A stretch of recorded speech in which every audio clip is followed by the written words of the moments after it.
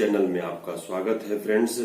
आज winning and working जो method of working भी कहलाती है उस सब्जेक्ट की सबसे इम्पोर्टेंट जो कोल कटिंग के लिए इस्तेमाल में लाई जाती है ओपन कास्ट माइन में, सरफेस माइनर जिसे कहते हैं, उसके संबंध में बताने वाला हूं दोस्तों। साथ ही विगत वर्ष के जो प्रश्न पूछे गए हैं उनके कीवर्ड और की नंबर को स्टैट्यूट से रिलेट करते हुए और जो पॉइंट्स हैं उनको बताने वाला हूं दोस्तों।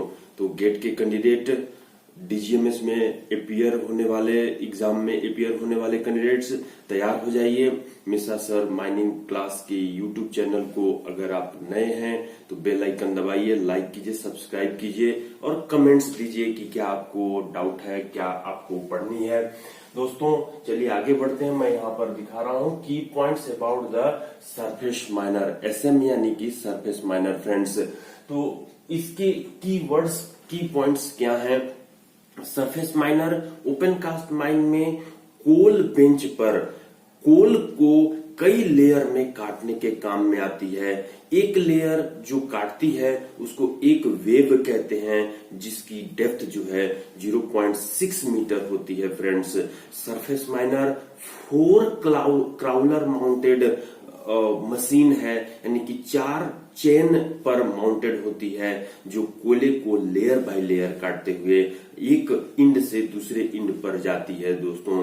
तो ये जो सरफेस माइनर है हमारे इंडिया के कई सब्सिडरीज में, कोल कंपनीज में कोल कटिंग करने का काम कर रही है, जो एक्सप्लोसिव फ्री माइनिंग प्रोवाइड करती है, जिसमें ब्लास्टिंग करने की जरूरत नहीं पड़ती है। इको फ्रेंडली माइनिंग प्रोवाइड करती है, जिसमें वो वातावरण को ज्यादा पोल्यूट नहीं करते जो ब्लास्टिंग के कारण से पोल्यूट होता है। इसकी जो एप्लीकेबिलिटी की बात करते हैं तो इसकी एप्लीकेबिलिटी में हम लोग जो कोल की ग्रेडियंट है, जो क्राउलर माउंटेड मशीन होती है 1/6 से अधिक नहीं रखी जाती है, अधिक में हम लोग डिप्लॉय नहीं करते हैं। साथ ही जो इसकी जो सिलिका कंटेंट है मिनरल में, जो उसमें आप इसको डिप्लॉय कर रहे हैं 10% से अधिक नहीं होनी चाहिए। रॉक जो है, जिसको आरक्यूडी बोलते हैं, रॉक क्वालिटी डिजिग्नेशन, जिस पर एक प्रश्न आया हुआ है, वो 10% से अधिक नहीं होनी चाहिए। ये सिलेक्टिव माइनिंग के लिए ज्यादा प्रिफर की जाती है, अर्थात कहीं पर बैंड है, कहीं पर कोल है, कुछ मीटर पर बैंड है, कुछ मीटर पर कोल है, तो वहां पर क्वालिटी मेंटेन करने के लिए सिलेक्टिव माइनिंग के लिए प्रेफर की जाती है फ्रेंड्स। तो आसपास बिल्डअप एरिया जहां पे आप ब्लास्टिंग नहीं कर सकते हैं वहां पर कोल कटिंग के लिए इसका इस्तेमाल की जाती है।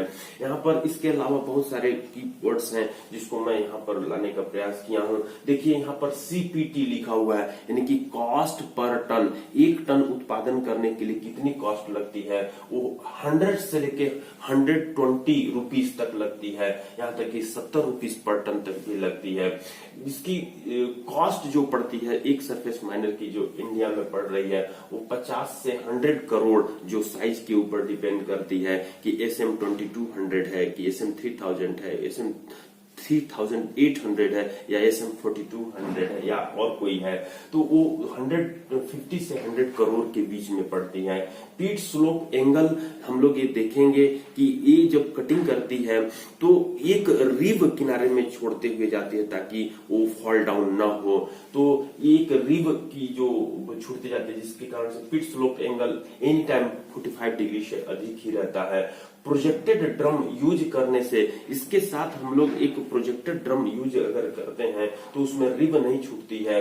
लखनपुर एक एग्जांपल है माइन का, जहां पर SM 3800 का यूज किया जाता है।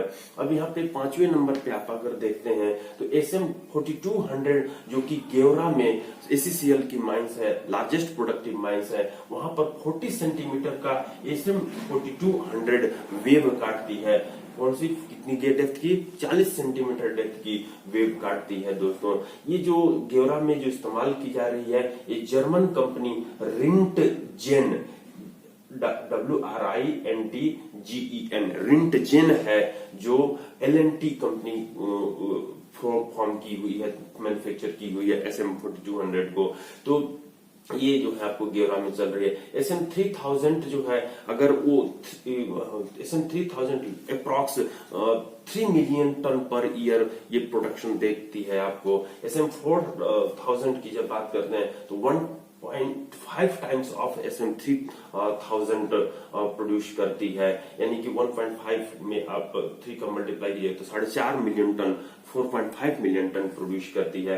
यहाँ पर कैपेसिटी की बात करते हैं। सबसे इंपॉर्टेंट फ्रेंड्स, आपसे प्रश्न एग्जामिनेशन में पूछ सकती है कि जो SM है, सरफेस माइनर है, सरफेस माइनर की कैपेसिटी कितनी होती है। तो जो उसका मॉडल नंबर है, जैसा मैं कहा आपको कि SM4200, SM3800, SM3000, SM2200, वो मॉडल नंबर को आप ऊपर में रखिए और डिवाइड कीजिए 4 से, तो वो टन पर आवर में उसकी कैपेसिटी, एक आवर में कितना टन प्रोड्यूस करती है। 1050 टन यहाँ पर 4200 वाली प्रोड्यूस कर रही है। अगर एक घंटे में 150 टन प्रोड्यूस कर रही है तो आपको एक डे में कितनी करेगी। वो एक डे में 18 घंटे अगर चलती है तो 1000 अगर मान ले टन प्रोड्यूस कर रही है एक घंटे में, तो 18 घंटे में 18000 TPD निकाल सकती है फ्रेंड्स। इसी तरह से आप 300 से इससे मल्टीप्लाई करके एक ईयर में आप निकाल सकते हैं फ्रेंड्स। तो ये रही सरफेस माइनर की कुछ इंपॉर्टेंट कीवर्ड्स और की नंबर्स। हम आते हैं विगत वर्ष के कुछ प्रश्न पर, जिसमें आप देखिएगा कि क्या प्रश्न पूछा हुआ है। यहाँ पर मैं एक प्रश्न आपके सामने, क्वेश्चन 75 आपके सामने दिखाई दे रही होगी। क्वेश्चन 75 कि पहले की जो वीडियो है मैं अपलोड कर चुका हूं फ्रेंड्स। यहाँ पर क्वेश्चन 75 पढ़ने का प्रयास कीजिए।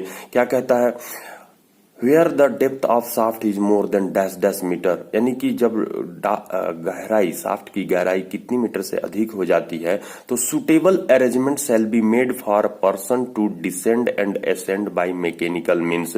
तो जो पर्सन है जिनको नीचे उतारने और ऊपर करने के लिए जो मैकेनिकल साधन इंस्टॉल की जाती है और मेंटेन की जाती है, as to be constantly available for you, जो कि वो अवेलेबल रहती है लगातार। तो यहाँ पर option A 15 metre, B 30 metre, C 45 metre, D 60 metre, E आपका 90 मीटर दिया हुआ है। तो यहाँ पर आपको तुरंत दिमाग में आनी चाहिए कोल माइंस रेगुलेशन 71 का 3 का ए पॉइंट। 71 में कहता है outlets of from A mine, mine से जो आउटलेट्स हम लोग बनाते हैं उसकी बात करते हैं। आंसर पर अभी नहीं जाते हैं दोस्तों। तो 3 का जो ए पॉइंट है आप देखिए, मैं यहाँ पे कट पस्ट करके रखा हूं। ऐसे प्रत्येक निकास मार्ग से व्यक्तियों के नीचे जाने और ऊपर उठाने के लिए उपयुक्त व्यवस्था की जाएगी। मतलब ऐसे प्रत्येक निकास मार्ग यानी कि जो आउटलेट्स हैं माइन में जाने के या ऊपर उठाने के लिए, वो आउटलेट्स जो बने हुए हैं, ऐसी प्रत्येक आउटलेट्स में जहां साफ्ट 30 मीटर से अधिक गहरी है वहां पर मैकेनिकल मींस साधनों से होगी ऐसा ऊपर ले जाने लाने के लिए, डिसेंड करने असेंड करने के लिए ऐसे प्रकार से बैठाया और ठीक हालत में रखा जाए कि वह काम में लगातार उपलब्ध रहे। तो यहाँ पर 30 मीटर बी नंबर को टिक लगाते हुए आगे की ओर बढ़िएगा फ्रेंड्स। अब यहाँ पर देखिए एक पॉइंट बी नंबर जो 3 का बी है रेगुलेशन 71 का, उस पर भी एक प्रश्न पूछी जा चुकी है, इसको भी पढ़ लिए। जहां इंक्लाइन 1 किलोमीटर से अधिक लंबा हो या आने जाने के लिए कठिन यानी आर्डुअस हो, वहां वर्किंग तक जाने के लिए चीफ इंस्पेक्टर से अनुमोदित उपयुक्त मैन राइडेंस सिस्टम लगाया जाएगा। तो मैन राइडेंस सिस्टम फ्रेंड्स जो पाथरखेड़ा एरिया ऑफ WCL है, जो कन्हान एरिया ऑफ WCL है, उसके कई माइंस में आपको मैन राइडिंग सिस्टम आपको दिखाई देगी, जहां पर मैन राइडर चलाई जाती है लोगों को फेस तक ले जाने लाने के लिए। फ्रेंड्स ये तो रही 75 क्वेश्चन नंबर। अब हम लोग आते हैं 76 पर। देखिए क्या कहता है, इन वीक रूफ कंडीशन यानी रूफ कंडीशन कमजोर हो, average pressure on front leg of A 4 legged power support will be. तो जो एवरेज प्रेशर रहती है front leg of A 4 legged power support, तो यहाँ पर 4 लेग वाली जो पावर सपोर्ट है उसके में जो फ्रंट लेग 2 लेग जो होती है उस पर जो प्रेशर होती है एवरेज प्रेशर, वो क्या होगी friends. Option A equal to that on its rear legs, B less than that on its its rear legs more than that on its rear legs, not be comparable with on its rear legs, E number none of the above। Friends इसके answer पर जो मैं लिखा हूं उसको आप अगर देखिएगा तो मैं पढ़ता हूं कि क्या लिखा हूं। ड्यू टू एक्सेसिव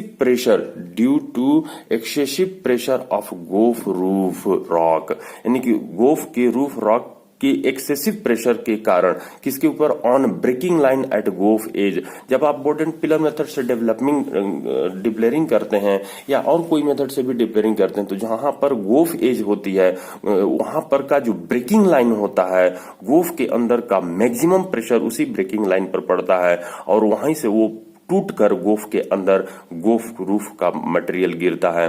तो यहाँ पर and breaking line provide by rear legs, breaking line जो होती है वो पावर सपोर्ट की पीछे वाली लेग प्रोवाइड करती है। So that rear legs bear more loads than front leg, इस कारण से फ्रंट लेग से rear leg more load prevent करेगी, बियर करेगी। एट प्रेजेंट टाइम मैं यहाँ पर लिखा हूं 2 legs of power support popular in Indian coal mines, मुनिडी माइंस बीसीसीएल की है और झाझरा प्रोजेक्ट ईसीएल की है, जहां पे 2 legs वाली पावर सपोर्ट को प्रिफर की जा रही है अपने गो फेज पर लगाने के लिए, लॉन्ग वाल फेसेस पे। तो फ्रेंड्स यहाँ पर आप क्या कहिएगा, जो average pressure on front loads जो होगी वो less than that on rear legs होगी। तो आंसर बी को आप टिक लगाते हुए, ऑप्शन बी को टिक लगाते हुए आगे की ओर बढ़िएगा फ्रेंड्स। अब यहाँ पे क्वेश्चन नंबर 77 आपके सामने है। The following data are provided for a surface mine, surface mine यानी ओपन कास्ट माइन के लिए एक डाटा प्रोवाइड की गई है friends. Production target 10,000 ton per shift यहाँ पर दिया हुआ है, 10,000 टन पर शिफ्ट। फ्रेंड्स ये 10,000 पर शिफ्ट जो आप प्रोड्यूस करेंगे वो सरफेस माइनर या हाई लेवल, जो एक्स्ट्रा हाई लेवल जो मैकेनाइजेशन है, शॉवेल है, उससे आप प्राप्त करने का प्रयास करेंगे। लेकिन अवेलेबल आवर्स पर शिफ्ट 8 आवर्स है। Number of working days in a year 300 days है। Number of shift per day 3 shift है। The annual production target in million tonne, तो मिलियन टन में टारगेट क्या होगी दोस्तों, मिलियन टन में टारगेट पर ईयर का दिया हो या फिर पर डे का निकालना हो, इसका कैलकुलेशन आपको अच्छे से समझ लेना होगा। यहाँ पर million ton per year production के लिए आपको 10,000 पर शिफ्ट दिया है। एक शिफ्ट में 8 घंटा आप चला रहे हैं तो 8 से जो है आप पर शिफ्ट चला रहे हैं और 10,000 पर शिफ्ट दिया ही है, 300 डेज दिया है और मिलियन टन पर ईयर पूछ ही रहा है। तो 10,000 पर शिफ्ट आपने लिख लिया और 3 से मल्टीप्लाई कर दिया यानी कि पर डे आ गया। पर डे से आप जो है फिर 300 से मल्टीप्लाई तो पर ईयर आ गया। इसको मल्टीप्लाई कीजिएगा तो 90 लाख यानी 9 मिलियन टन आप पर प्रोड्यूस करेंगे। तो डी नंबर को टिक लगाते हुए आगे के बढ़िएगा फ्रेंड्स। तो ईयर के प्रोडक्शन को डेज के प्रोडक्शन को ईयर में कन्वर्ट करने के लिए आपको प्रैक्टिस करके रखना होगा फ्रेंड्स, ताकि जल्दी से आप आंसर दे करके अपने एग्जाम में मार्क्स अच्छा पा सकें।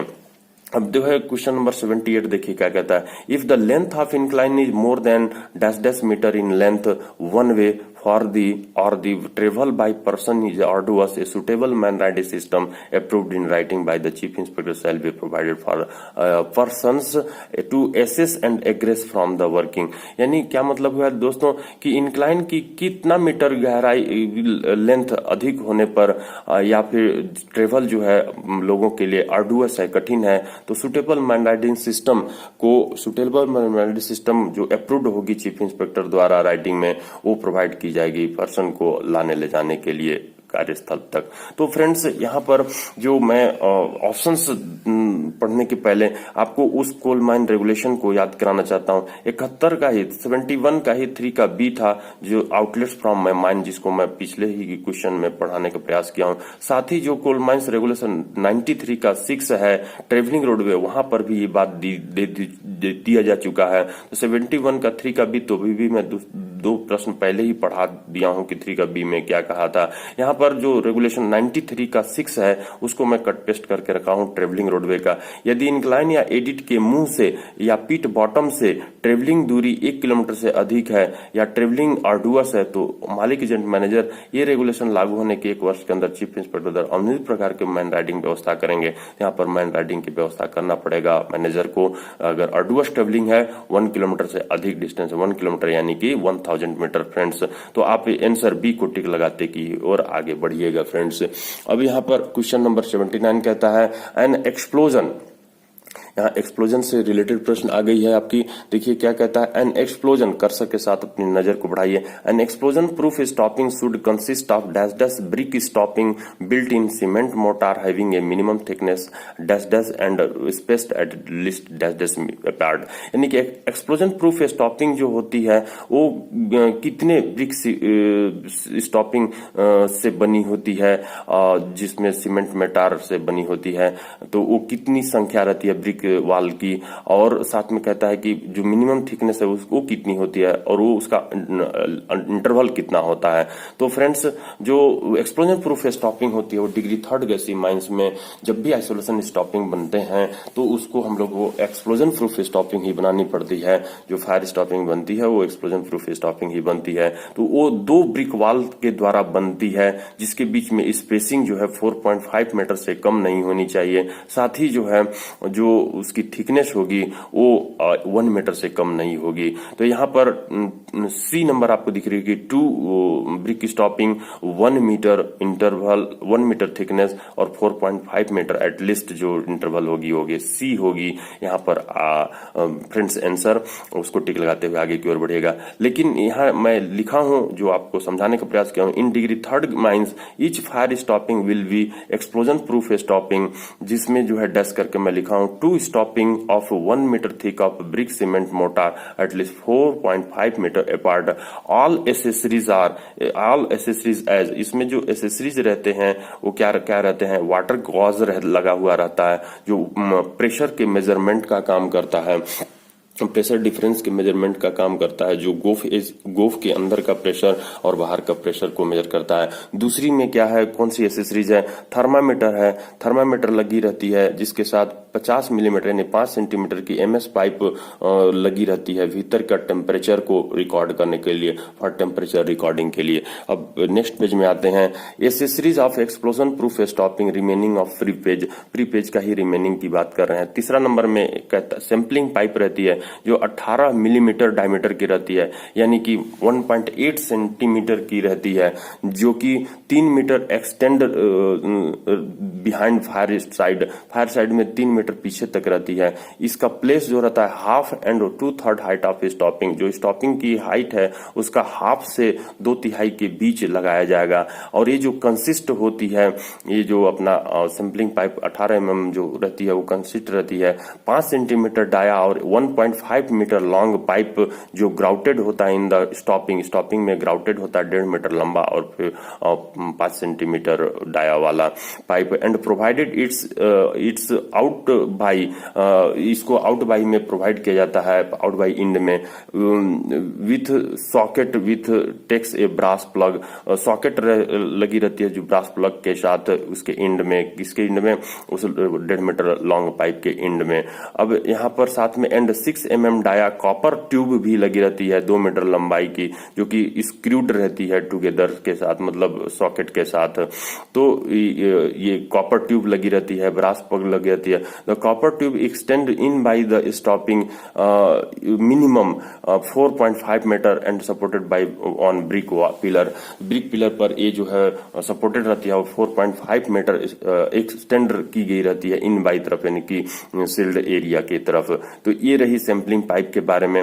वाटर सील रहता है, पानी गोफ के अंदर का या फिर सील्ड एरिया के अंदर का पानी जमा ना हो, बाहर निकलता रहे, स्टॉपिंग पर प्रेशर न पड़े, इसके लिए पानी बाहर आए लेकिन गैस बाहर ना आए, ऐसा अरेंजमेंट रहता है वाटर सील लगाने के साथ ही। For taken out water behind stopping, यानी कि स्टॉपिंग के पीछे की वाटर बाहर करने के लिए। For releasing excessive pressure of water के एक्सेसिव प्रेशर को रिलीज करने के लिए। उसमें नंबर प्लेट लगी रहती है जिसमें स्टॉपिंग का नंबर लिखा रहता है, साथ ही सिग्नेचर प्लेट रहती है। जो इंस्पेक्शन करने वाले ओवरमैन साहब हैं वो इंस्पेक्शन करके उस पर जो है सिग्नेचर करते हैं, उस जनरल कंडीशन जान करके, गैस की जांच करके, टेम्परेचर का रिकॉर्ड करके उसमें सिग्नेचर करते हैं फ्रेंड्स। क्वेश्चन नंबर 80 पर आते हैं फ्रेंड्स। यहाँ पर a mine waste dump of pH 6.1, एक माइन वेस्ट डंप है, यानी कि डंप में जो आप वेस्टेज डंप करते हैं, ओबी को डंप करते हैं, उसकी pH value 6.1 can be neutralised by adding. उसकी जो पीएच वैल्यू 6.1 है, यानी एसिडिक नेचर का है, तो उसको हम लोग न्यूट्रलाइज कैसे करते हैं फ्रेंड्स। यहाँ पर मैं बता दूं, आपको ध्यान देने की बात है कि जो पीएच स्केल रहती है वो 7 नंबर न्यूट्रल पॉइंट कहलाती है, और 7 नंबर से जो बिलो नंबर होती है वो 0 से लेकर के 7 नंबर तक एसिडिक नेचर की होती है, और 7 नंबर से एबव जो रहती है 14 नंबर तक वो बेसिक नेचर की कहलाती है मटेरियल। तो यहाँ पर जो सॉलिड मटेरियल आपका वेस्ट डंप है, पीएच वैल्यू 6.1 है, तो उसमें आप सोडियम क्लोराइड, ये नंबर ऑप्शन पढ़ते हैं friends, A number sodium chloride, B number nitric acid, C number sulphuric acid, D number calcium carbonate, E number top soil. उसमें क्या मिलाइएगा दोस्तों, तो यहाँ पर देखिए टॉप सॉइल मिला देने से ही वो जो उसकी उद्देश्य है, यानी कि पीएच वैल्यू जो है न्यूट्रल हो जाती है, वेस्ट डंप जो है न्यूट्रल हो जाता है, और फर्टिलाइजर एक के रूप में काम भी आती है, प्लांट के लिए बहुत अच्छा रहता है ग्रोथ कराने के लिए। तो स्ट्रॉन्ग एसिड में यहाँ पर देखिए मैं लिख कर पेस्ट करके रखा हूं कि highly ionised release of H ions when dissolve in water में जैसे डिसॉल्व होता है स्ट्रॉन्ग एसिड तो एच आयंस यानी हाइड्रोजन आयंस रिलीज करता है। ऐसा एसिड कौन कौन से है? हाइड्रोक्लोरिक एसिड HCl है, सल्फ्यूरिक एसिड H2SO4 है, नाइट्रिक एसिड HNO3 है। यहाँ पर देखिए वीक एसिड में कौन कौन से आते हैं? Slowly ionised release of hydrogen ion when clay colloidals are saturated by hydrogen ions. जब क्ले कोलाइडल्स द्वारा सेचुरेटेड होते हैं तो हाइड्रोजन आयन वो जो है वीक एसिड रिलीज करते हैं, स्लोली आयोनाइज्ड होते हैं। They we have as weak acid, जैसे कि कार्बोनिक एसिड H2CO3 और सिट्रिक एसिड H2CO2। तो यहाँ पर सिट्रिक एसिड H3C3O2 है। तो यहाँ पर हम लोग desirable soil pH for optimum crop production pH range. तो ऑप्टिमम क्रॉप प्रोडक्शन यानी कि पौधे लगाने के लिए जो ऑप्टिमम क्रॉप प्रोडक्शन जो पीएच रेंज है वो क्या होती है उसके संबंध में बताया।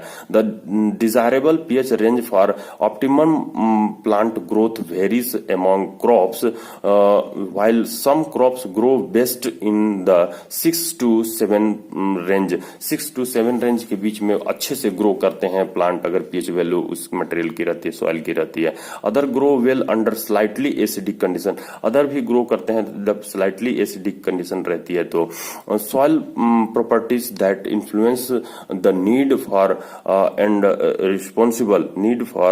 Responsible to lime vary by region. A knowledge of the soil and the crop is important in managing soil pH and the best crop performance.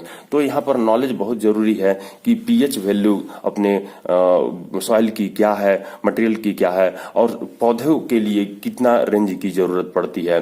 तो आप यहाँ पर ई नंबर को टिक लगाते हुए, एसटी के ई नंबर को टिक लगाते हुए आगे की ओर बढ़िएगा फ्रेंड्स। यहाँ पर देखिए 81 नंबर में क्या कहता है? A mining method should be developed and designed to economically mine a deposit of ore mineral fossil fuel taking care of dash dash comma dash dash and comma dash dash fulfilling production demand and statutory requirement. देखिए क्या आता है mining method, Hindi में समझते हैं friends, mine और design की जानी चाहिए। काहे के लिए? माइनिंग मेथड जो डेवलप की जाएगी, डिजाइन की जाएगी, वो काहे के लिए यहाँ पर पढ़ते हैं अपन इकोनॉमिकली, आर्थिक रूप से किसको माइन करने के लिए? और मिनरल फॉसिल फ्यूल को डिपोजिट को माइन करने के लिए, निकालने के लिए, केयर करने के लिए। काहे के लिए?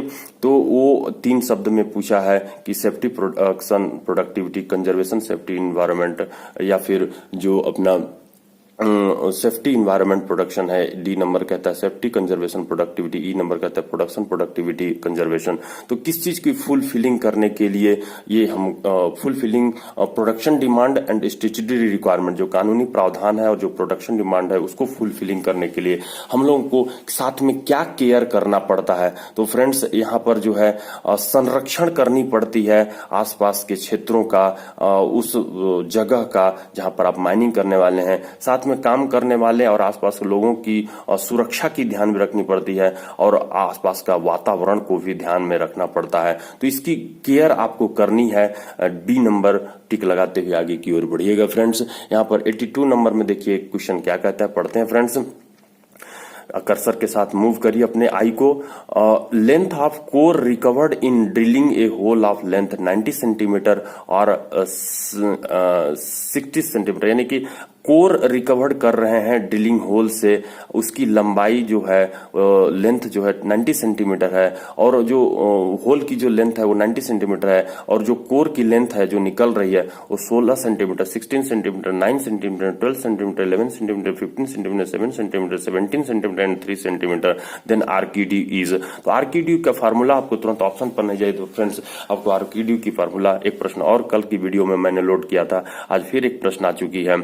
आरक्यूडी की formula L1 plus L2 plus L3 plus dash dash dash plus Ln तक रहती है, डिवाइडेड बाई L रहता है, इंटू 100% रहती है। L1 L2 Ln क्या है फ्रेंड्स, ये recovered core length in centimetre, जबकि लेंथ जो है कोर की 10 सेंटीमीटर से कम नहीं होगी, यानी 10 सेंटीमीटर से अधिक को ही एक्सेप्ट करना है, बाकी को इग्नोर कर देना है फ्रेंड्स। फॉर डिटरमाइनिंग, ये आरक्यूडी क्यों निकालते हैं फ्रेंड्स, यहाँ पर मैं अपने से आपको कट पेस्ट समझाने के लिए लिखा हूँ, टाइप किया हूँ। For determination of capability index in goaf roof rock in underground, underground में गोफ रूफ रॉक कैपेबल है कि नहीं, उसकी कैपेबिलिटी इंडेक्स निकालने के लिए हम लोग इस आरक्यूडी का उपयोग करते हैं। और साथ ही to determination of rock strength in open cast mine, open cast mine में रॉक की स्ट्रेंथ निकालने के लिए हम लोग करते हैं, ताकि वो कटेबिलिटी है कि नहीं, कटेबल योग्य है कि नहीं, ड्रिलेबिलिटी ड्रिलेबल है कि नहीं, उसकी हार्डनेस क्या है, ये पता करने के लिए हम लोग करते हैं। तो चलिए दोस्तों, आरक्यूडी निकालने के लिए देखते हैं क्या क्या वैल्यू अपने को एक्सेप्ट करना होगा, क्या क्या इग्नोर करना होगा। तो यहाँ पर प्रश्न में जो 16 सेंटीमीटर दी हुई है पहला कोर की लेंथ, उसको एक्सेप्ट करेंगे, 9 सेंटीमीटर को इग्नोर करेंगे, 12 सेंटीमीटर को एक्सेप्ट करेंगे, तो यहाँ पर 11 सेंटीमीटर को एक्सेप्ट करेंगे, तो 11 सेंटीमीटर, 12 सेंटीमीटर, ये सब जितने 10 से 15 सेंटीमीटर एक्सेप्ट करेंगे, 7 सेंटीमीटर को इग्नोर करेंगे, 17 सेंटीमीटर को एक्सेप्ट करेंगे, 3 सेंटीमीटर को इग्नोर करेंगे। इस तरह से आप 16, 11, 12, 15 और 17 को ऐड कीजिएगा तो आपकी 71 आएगी, 0 गलती से लिखा गई है, इसको हम अभी ही तुरंत उसको कर देते हैं, कैंसिल, डिलीट कर देते हैं। ये रही 0 जो कट गई, 71 ही होगी। अब इसको स्लाइड स्लो में अपन लोग देखने का प्रयास करते हैं, तो ये स्लाइड स्लो में देखते हैं, तो ये 71 आएगी, 71 बाई 9 को डिवाइड करके 78.88 आएगा, यानी कि 79 के अप्रॉक्स आएगा। तो आंसर सी को आप टिक लगाते हुए, यानी 79 को टिक लगाते हुए आगे की ओर बढ़ सकते हैं फ्रेंड्स। यहाँ पर क्वेश्चन नंबर 83 पढ़ते हैं फ्रेंड्स, क्या कहता है, मैच द फॉलोइंग, मैच करना है, दो टेबल दिए, एक टेबल दिया है जिसमें 2 कॉलम दिए हुए हैं। पहले कॉलम में ब्लास्ट प्रॉब्लम दिया हुआ है और दूसरे में कॉज दिया हुआ है। तो ब्लास्ट प्रॉब्लम में मिस फायर P नंबर में दिया है, Q नंबर में वाइब्रेशन, R नंबर में blown out shot, S number में कट ऑफ शॉट दिया हुआ है। कॉज दिया हुआ है यहाँ पर कि 1 नंबर में पुअर स्टेमिंग, 2 नंबर में लो करंट, 3 नंबर में एक्सेस चार्ज, 4 नंबर में प्रॉपर डिले। तो यहाँ पर मिस फायर जो होती है फ्रेंड, वो किसके कारण से होती है, लो करंट के कारण से हो सकती है। वाइब्रेशन क्या जनरेट करती है, किसके कारण से होता है, तो एक्सेस चार्ज, जब बारूद की मात्रा होल में आप ज्यादा डालते हैं तो उससे वाइब्रेशन उत्पन्न होती है।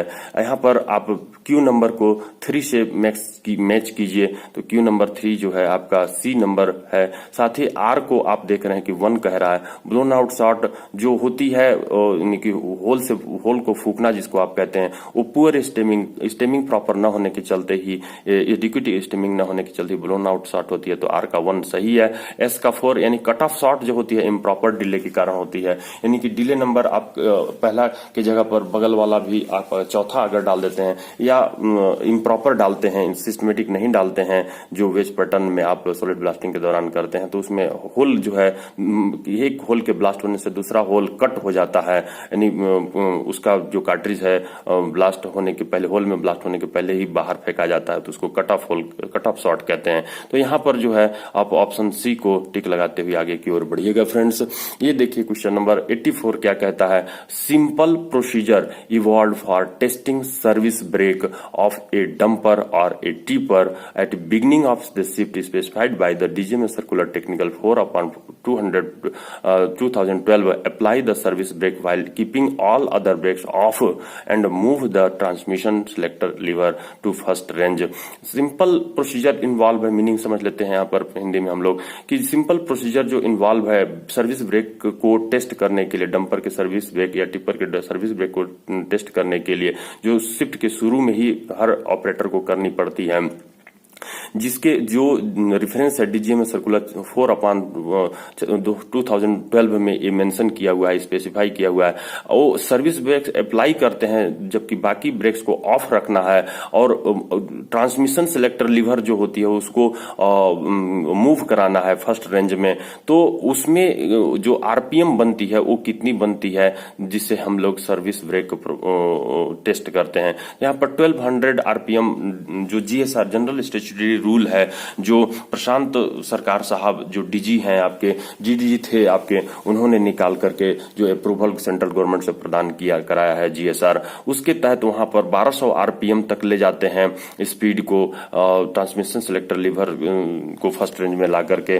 तो वो जो आपकी डंपर है आगे पीछे नहीं होती है, मूव नहीं होती है, तो हम लोग कहते हैं कि सर्विस ब्रेक हमारी ठीक है। तो फ्रेंड्स ये सर्विस ब्रेक टेस्ट करने की है। मैं अगले प्रश्न पर आता हूं, क्वेश्चन नंबर 85 देखिए क्या कहता है, match the following blasting element with the corresponding initiator. Blasting element एक कॉलम में दिया है, दूसरे में इनिशिएटर दिया हुआ है। पी नंबर में इलेक्ट्रिक डिटोनेटर, वो इलेक्ट्रिक डिटोनेटर किससे इनिशिएट करते हैं, तो match stick, booster, exploder, ordinary detonator. आप एक्सप्लोडर से ही इलेक्ट्रिक डिटोनेटर को करते हैं, तो पी का 3 हो जाएगा। पी का 3 बी और सी में दिया हुआ है, आप बी और सी में ही कॉन्सेंट्रेट करने का प्रयास कीजिए अगर पी नंबर को आप कंफर्म है तो। सेफ्टी फ्यूज किससे हम लोग करते हैं, तो मैच स्टिक से ही, माचिस बॉक्स से ही इसको इग्नाइट करते हैं। तो आर का जो है क्यू का जो है 1 आएगा, तो क्यू का 1 दोनों में दिया हुआ है। अब आर पर ही डिसाइड हो जाएगी कि कौन सा ऑप्शन होगा। आर में डिटोनेटिंग फ्यूज दिया हुआ है, डिटोनेटिंग फ्यूज हम लोग बूस्टर से वो करते हैं, तो डिटोनेटिंग फ्यूज इनिशिएट करते हैं बूस्टर से। तो यहाँ पर जो है डिटोनेटिंग फ्यूज आपके सामने 2 नंबर, आर नंबर का 2 हो गई, तो आर नंबर का 2 हो गई। यहाँ पर आपको सी नंबर मैच होता हुआ दिखाई दे रहा है। और S non cap sensitive explosive ordinary detonator होती है, ऑर्डिनरी डिटोनेटर से ही इनिशिएट करते हैं हम लोग नॉन कैप सेंसिटिव। तो यहाँ पर सी नंबर को टिक लगाते हुए आगे की ओर बढ़िएगा फ्रेंड्स। आज मैं 85 नंबर तक के क्वेश्चन को अपलोड कर रहा हूँ। इसको लाइक करके, मिसा सर माइनिंग क्लास के वीडियो को लाइक करके सब्सक्राइब कीजिए, नए हैं तो बेल आइकन दबाइए और कमेंट्स जरूर दीजिए फ्रेंड्स कि आपको क्या पढ़नी है। धन्यवाद फ्रेंड्स, अगले वीडियो में फिर से मिलते हैं।